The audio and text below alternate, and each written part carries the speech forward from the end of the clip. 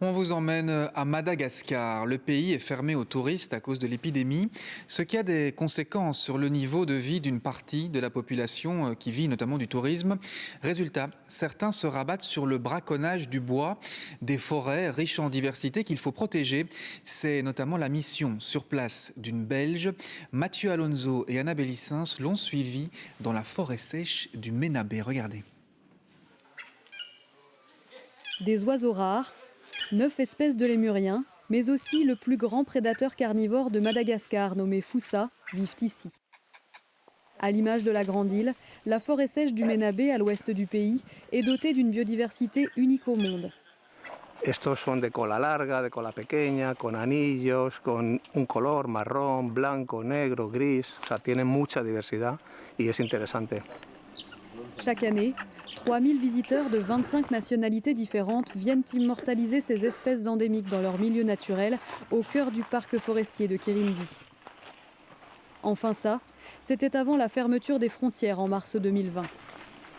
Les seuls à pénétrer ces terres protégées depuis un an sont les acteurs de la conservation, comme l'équipe de la bio-ingénieure bruxelloise Leslie Wilmette. Même dans les zones qui étaient connues avant pour être avec un bon couvert forestier et des zones avec un bon habitat potentiel pour les espèces, quand on fait les transects aujourd'hui, on arrive dans ces zones et en fait il n'y a plus de forêt. Leur présence est devenue vitale. Avec la disparition des touristes, la forêt a perdu une source de financement nécessaire à sa protection.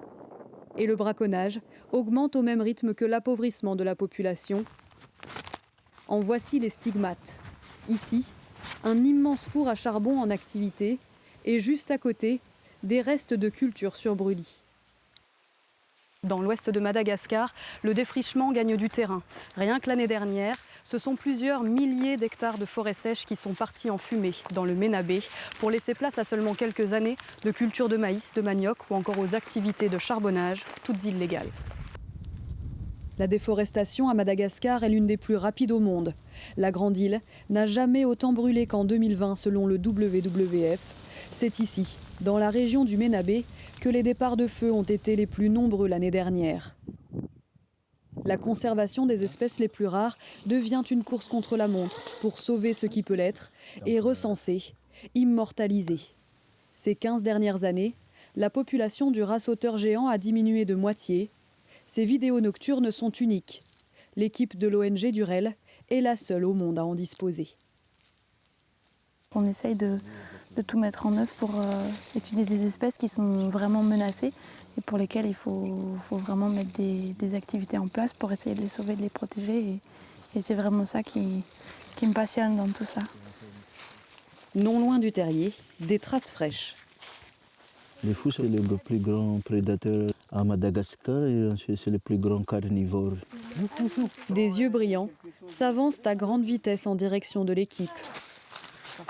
Finalement repoussés, les 3 foussas disparaissent dans la nuit noire et les autres habitants reprennent leurs droits.